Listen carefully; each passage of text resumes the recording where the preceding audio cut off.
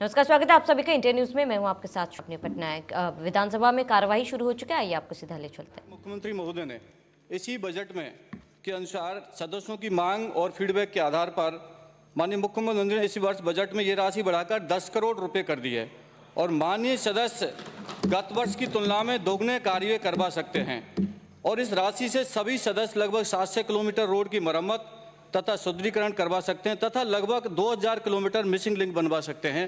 ये सिर्फ माननीय सदस्य और जनप्रतिनिधियों के आधार पर ही ये दुगनी राशि की गई है। जी मानकटा जी, ये समस्या केवल पाली से आने वाले माननीय सदस्य के नहीं, हम सब की है। एक 5 करोड़ रुपया जैसे आपने अभी 10 करोड़ रुपया दिया, उसके लिए आपको धन्यवाद।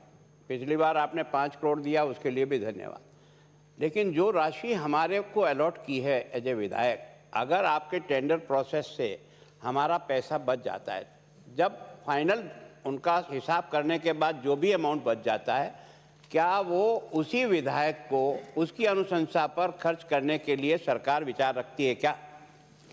अध्यक्ष महोदय, मैं माननीय हमारे प्रतिपक्ष नेता को बताना चाहूँगा कि जब कार्य की अभी अंडर प्रोसेस है और उसकी निविदा लगी है, जब तक अब कोई टेंडर प्रक्रिया मान के चलो, अभी तो ये बीएसआर रेट से कम आ गया और बीएसआर रेट से एबव चला जाता तब भी तो सरकार ही वहन करती उस पैसे को भी। यदि प्लस में चला जाता तब भी सरकार वहन करती। अरे सुन तो लो भाई मेरे। और उसके बाद ये सारा पैसा, आप तो केंद्र में मंत्री रहे हैं, सारा पैसा नाबार्ड स्वीकृत करता है, उसमें कुछ अपना हिस्सा होता है। उसके बाद में नाबार्ड के में एक्ट है, यदि कोई कार्य स्वीकृत होता है तो वो कार्य पृथक माना जाता है। दोनों कार्य पृथक हैं, स्वीकृत कार्य और शेष जो कार्य जो राशि बची है वो पृथक है। उस कार्य को अलग से ही गिनती मानी जाएगी, ऐसा इसमें नाबार्ड में एक्ट में नियम है। अगला प्रश्न कैलाश चंद्र मेघवाल। अगला प्रश्न श्री नारायण सिंह देवल। प्रश्न संख्या 115। माननीय अध्यक्ष महोदय, खंड 1।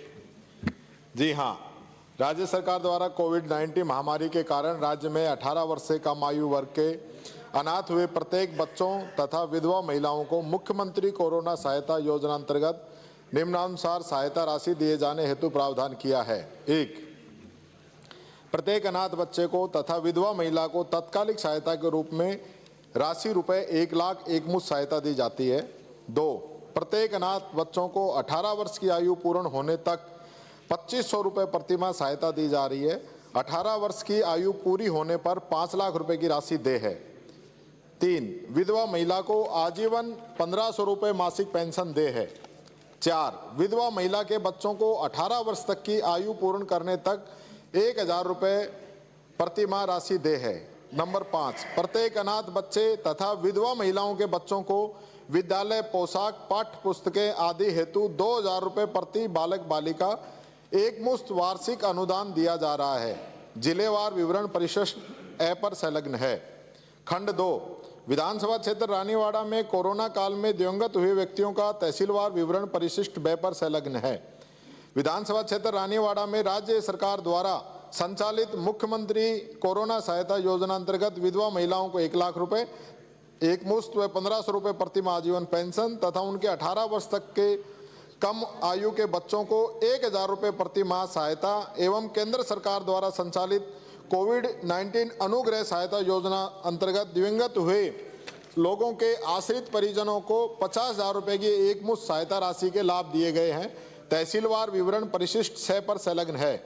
खंड 3, जी हाँ, राज्य सरकार द्वारा दिवंगत लोगों के आश्रितों को कोविड-19 में हुई मृत्यु पर अनुग्रह सहायता राशि के अंतर्गत 50,000 रुपये मृतक के आश्रित परिजन को प्रति मृतक अनुसार लाभ दिया जा रहा है, जिसमें 75% राशि केंद्र सरकार व 25% राशि राज्य सरकार द्वारा वहन की जा रही है। इसके अंतर्गत 10,461 आवेदकों को केंद्र सरकार के द्वारा 39 करोड़ 22,87,500 रुपये तथा राज्य सरकार के द्वारा 13 करोड़ 7,62,500 रुपये, कुल मिला के 52 करोड़ 30,50,000 रुपये का भुगतान किया जा चुका है। योजना अंतर्गत ई मित्र पोर्टल पर आवेदन करने पर संबंधित जिला कलेक्टर के द्वारा जांच उपरांत भुगतान किया जा रहा है। माननीय अध्यक्ष महोदय, मैं माननीय मंत्री महोदय से ये जानना चाहता हूं कि जिन मृतकों की RT-PCR रिपोर्ट नेगेटिव थी परंतु दूसरे लक्षण जैसे HRCT स्कोर 6 से ज़्यादा था, ऑक्सीजन लेवल कम था और अन्य लक्षण के आधार पर कोरोना प्रोटोकॉल के तहत जिन पेशेंटों का इलाज किया गया, सरकारी और प्राइवेट अस्पतालों ने उनको कोरोना पॉजिटिव मृतक माना। ऐसे मृतकों की पूरे प्रदेश में मंत्री जी कितने आवेदन प्राप्त हुए? क्या राज्य सरकार ऐसे मृतकों के आश्रितों को सहायता देने का विचार रखती है या नहीं? Be confirm. रानीवाड़ा का प्रश्न पूछे हो, राजस्थान पे जा रहे हो, ऐसे कैसे करो ना?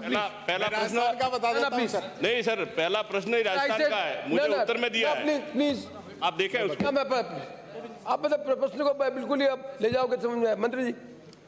माननीय अध्यक्ष महोदय, मैं ये बताना चाहूँगा कि पूरे राजस्थान के अंदर लगभग हमने अभी 118 करोड़ के 111.74 करोड़ का भुगतान किया है, जो कि 15,564 बच्चे और विधवा महिलाओं को लाभान्वित किया है।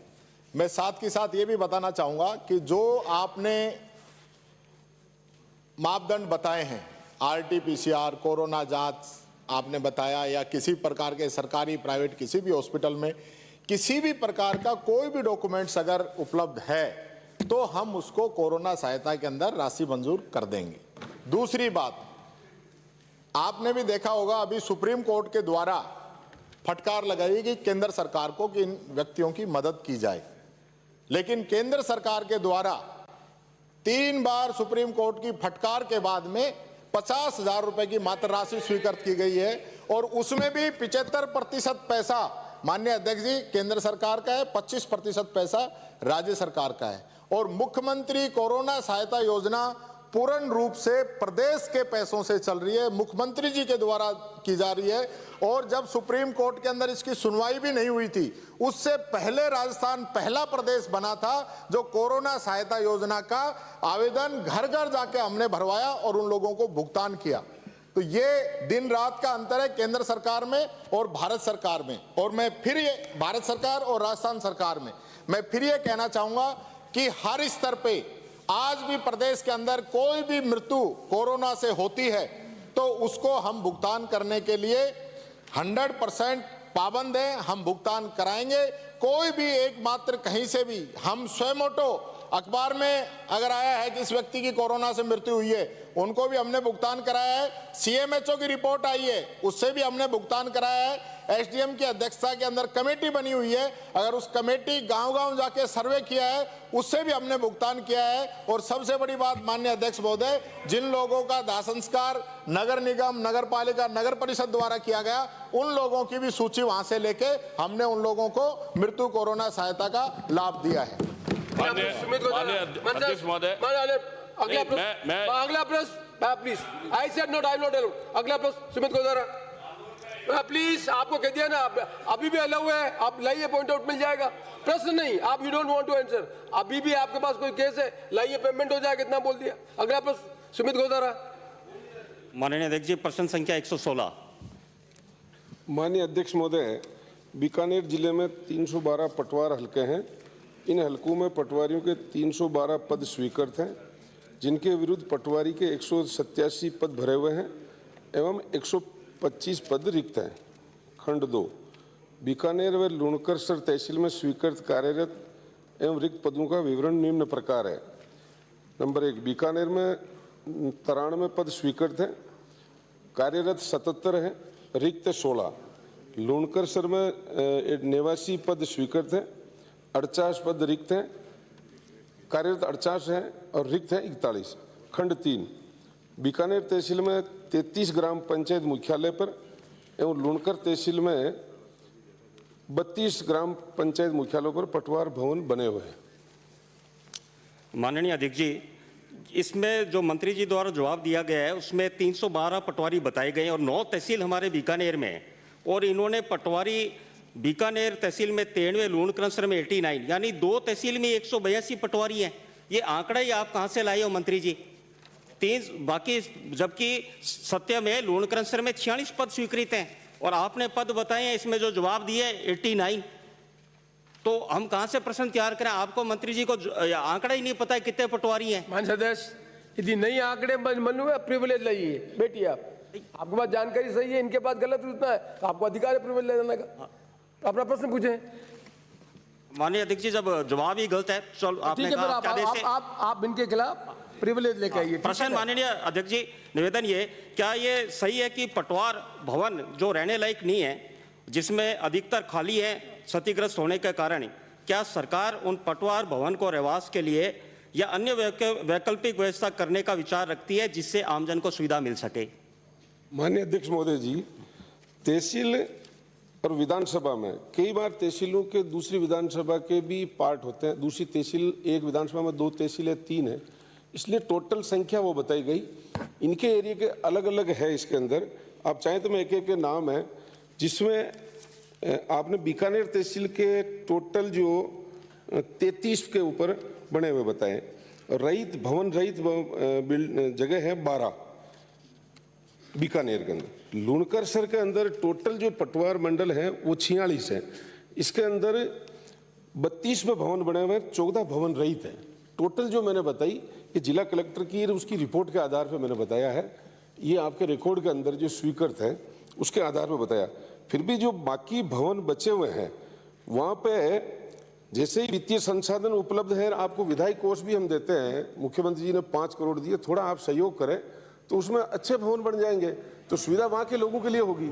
एक अच्छा है, सभी इसमें करें विधायक अगर पहल, जहाँ कोई बिल्डिंग नहीं बनी हुई है तो थोड़ा सहयोग करेंगे तो अच्छा काम हो जाएगा।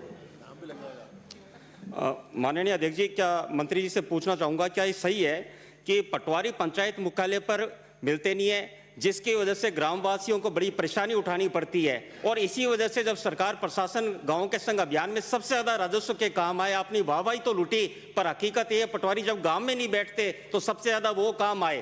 तो मेरा माननीय मंत्री जी से प्रश्न ये कि क्या सरकार पाबंद करेगी पटवारियों को कि वो अपने पंचायत मुख्यालय पर प्रत्येक सोमवार को मिलें और अतिरिक्त चार्ज पर मंगलवार को मिलें, ताकि ग्रामवासियों को, अधिकतर अभी हमारे लूणकरसर व बीकानेर में पटवारी सिर्फ कस्बे व बीकानेर जिले में मिलते हैं, उन्होंने एक सहायक और रखे हुए हैं, खुद तो मिलते नहीं है, फोन मिलते नहीं है, सहायक और रखे हुए एक असिस्टेंट जो काम करते हैं, और ग्रामवासी चक्कर निकालते रहते हैं, फोन मिलते नहीं है। अपन क्या करें? मैं मंत्री जी से चाहूंगा, क्या पटवारियों को पाबंद करेंगे कि प्रत्येक पंचायत मुख्यालय पर सोमवार को मिले, ताकि कम से कम एक दिन तो मिले पटवारी? माननीय अध्यक्ष महोदय, पटवारी की पूरे सदन के सभी विधायकों को आपको पूरी जानकारी है, सब जगह कमी आज से नहीं है, बरसों से कमी आई। फिर भी राजस्थान सरकार ने, मुख्यमंत्री जी ने अभी जो नई भर्ती की, जो हमारे पास 12,331 पटवारियों के पद हैं टोटल, जिसमें कार्यरत है 6,970, 5,361 पद हमारे रिक्त हैं। अभी मुख्यमंत्री जी ने जो भर्ती की 5,610, इनकी भर्ती हो गई, रिजल्ट आ गया, और बोर्ड के स्तर पर इनके रिकॉर्ड को जांच की जा रही है। मैं आपके माध्यम से सदनों को अवगत कराऊंगा कि जो अगर कोरोना नहीं आया तो ये 6 महीने इनके पीरियड, जो ट्रेनिंग पीरियड है वो पहले 9 महीने था। राज्य सरकार ने प्रैक्टिकल, थ्योरी तो ये पढ़ के आते ही हैं, प्रैक्टिकल जानकारी इनको अपने जिलों में ही होगी। तो 6 महीने का ट्रेनिंग पीरियड है, और 1 महीना 1.5 महीना जो भी लगेगा इनका रिकॉर्ड को जांच करने का। एक भी पटवारी पद हम खाली नहीं रखेंगे आने वाले टाइम में, माननीय सदस्य, किसी के भी कोई दिक्कत नहीं रहेगी। दूसरा, जो आपने प्रश्न किया सोमवार के लिए पाबंद करने का, राज्य सरकार समय समय पर निर्देशित जिला कलेक्टर के माध्यम से करते हैं, फिर भी आपने अच्छा सुझाव दिया, हम और उनको पाबंद करेंगे। जबकि प्रशासन गांव के संग अभियान में वो तमाम काम जो पेंडेंसी थी कोरोना की वजह से, वो हमने युद्ध स्तर पर निपटा दिया। फिर भी अभी जो हमने जो नया किया, इसके अंदर आम जन के कार्य को सुगमता के लिए जो धरा ऐप का माध्यम से जो 2019 में मुख्यमंत्री ने शुरुआत की, लगभग हमारी जो 369 तहसीलों में 335 तहसीलें ऑनलाइन हो चुकी है, जिसके अंदर नकल, नक्शा ट्रेस स्वयं आप ऑटोमेटिक सर्टिफाई निकला सकते हो। और इसके साथ ही जो बाकी नई तहसीलें बनी हैं, वो 30 तहसीलें इसी में से निकली हुई है, वो भी सर्वे का काम पूरा चल रहा है, कंपनी को दे रखा है, तो जल्दी ये पूरा हो जाएगा। तो काफ़ी सुगमता इस नए आईटी के माध्यम से हो रही है, और आप बहुत जल्दी ही हम ये बाकी जो तहसीलें बची है इनको भी ऑनलाइन करें, तो बिना पटवारी के राजस्थान का किसान आराम से अपनी नकल नक्शा ट्रेस सुगमता से निकला पाएगा। और इसके साथ ही पायलट प्रोजेक्ट में हमने सर्वे रिसर्वे का काम भी चालू कर रखा है, थोड़ा टाइम लगेगा। DILRMP जो योजना है, इसके माध्यम से पैसे की कोई कमी नहीं, हमारे पास पैसा है। और बहुत जल्दी हम बिना पटवारी के नामांतरण खोलना, बिना पटवारी के नक्शा नकल ट्रेस, स्वयं किसान को अपने आप ई मित्र के माध्यम से खुद सुगमता से किसान का लड़का पड़ा हुआ अपने घर पे भी निकाल सकता है, ऐसी व्यवस्था की जा रही है। बहुत जल्दी ये काम पूरा हो जाएगा। मैं आपके माध्यम से सदन को आश्वस्त। अगला प्रश्न जगसी राम। प्रश्न संख्या 117। माननीय अध्यक्ष जी, खंड 1 विधानसभा क्षेत्र रेवदर के खनन क्षेत्रों से विगत 5 वर्षों में Sirohi district mineral foundation trust में प्राप्त वार्षिक अंशदान का हिस्सा 4.23% से 7.18% है। वर्षवार विवरण परिशिष्ट 1 पर उपलब्ध है। विधानसभा क्षेत्र रेवदर की खनन इकाइयों से उक्त फंड में वर्ष 2016-17, वर्ष 2017-18, 2018-19, 2019-20, 2020-21 एवं चालू वित्तीय वर्ष 2020-21 दिनांक 21/1/22 तक में प्राप्त अंशदान का वर्षवार विवरण परिशिष्ट 2 पर उपलब्ध है। खंड 2 जिला सिरोही में जनवरी 2019 से अगस्त 2021 की अवधि में DMFT फंड से स्वीकृत कार्यों का राशि सहित कार्यवार विवरण परिशिष्ट 3 पर उपलब्ध है। उक्त अवधि में ट्रस्ट की गवर्निंग काउंसिल द्वारा पारित अनुमोदित कार्यों का विवरण परिशिष्ट 4 पर उपलब्ध है। अध्यक्ष महोदय, मैं आपके माध्यम से मंत्री जी से जानना चाहूँगा कि आपने DMFT का पैसा सिरोही जिले में जो वितरण किया है वो समांतर रूप से जो नहीं हुआ है। अध्यक्ष महोदय, मैं मंत्री जी से ये कहना चाहूँगा, नंबर 1 की गवर्नेंस काउंसलिंग में गत वर्ष 2 करोड़ रुपए से ज़्यादा लागत के जो कार्य जो चालू किए हैं अभी तक चालू नहीं किए, जो स्वीकृत किए थे वो चालू नहीं किए। नंबर 2 जो है जनवरी 20 में जो स्टेट फंड से 50 करोड़ रुपए स्थानांतरित किए गए हैं, अभी तक सिरोही जिले का वापस फंड लौटाया नहीं है, जबकि दूसरे जिलों के अंदर मंत्री से जानना चाहूँगा कि वहाँ पर फंड जारी किया गया है। तो क्या मंत्री महोदय, ये हमने 2 सवाल जो किए हैं, पहला सवाल तो कि भाई समांतरण जो है जिले को वितरण, प्रश्न पूछ। यही प्रश्न कर रहा हूँ कि जो इसमें अनियमितता जो हुई है, मंत्री जी से कहना चाहूँगा कि जो जिले के अंदर जो DMFT का जो पैसा जो है उसमें जो रेवदर विधानसभा के जो माइनिंग जो है कम से कम 150 माइन से जो है और उसके समांतर प्रश्न आ गया, प्रश्न पूछे। यही कर रहा हूँ, तो उसमें तुलनात्मक जो है हमारे क्षेत्र का जो पैसा जो है उसमें आप बराबर करेंगे या नहीं करेंगे DMFT वाला? माननीय अध्यक्ष जी, मैं आपके माध्यम से माननीय सदस्य जी को जानकारी देना चाहता हूं कि DMFT की संग्रहित राशि का उपयोग DMFT के नियमों के तहत खनन प्रभावित क्षेत्रों व्यक्तियों के लिए किया जा सकता है। कार्य स्वीकृत किए जाने, किस विधानसभा क्षेत्र में किए जाने, क्या इसका निर्णय DMFT के जिला स्तरीय गवर्निंग काउंसिल करती है।